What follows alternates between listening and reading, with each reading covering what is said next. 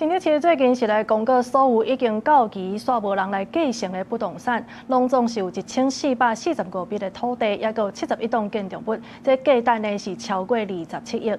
市政府呼籲民眾該繼承的，安尼就愛趕緊去辦。若准列冊超過15檔，閣無人來辦，安尼就會公開招標。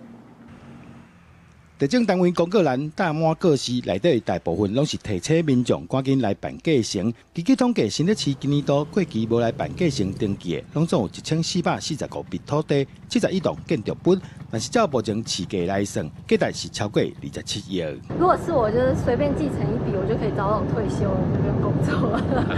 對啊，所以這個數字我覺得是蠻誇張的。我覺得我幾輩子都等不到這種土地這種錢，可是我覺得哦，有人如果他不去領，我覺得會不會是因為他沒有辦法負擔那個遺產稅？那很可惜啊，這現在的地價那麼貴，如果沒有繼承的話，還蠻可惜的。持有指出，特別攏是真珍貴的資產，其中也有價值未少錢的土地甲厝。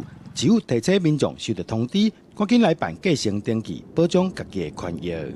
每一筆土地其實都是很珍貴的資產，在這邊也特別提醒大家，如果有收到通知，請盡快來辦理繼承登記。這不僅僅只是保障自己的權益，也可以讓土地資源被更有效的利用。按照土地法規定，繼承登記應該在所有權人過身了後6個月來辦理，超過期限1個月，就處分登記費1倍罰金，上懸20倍；超過1年，得進行公告。公告3個月後，會列冊管理15年。了後，地價土地也是建築公開招標，請民眾特別注意。記者杜君和新竹報道。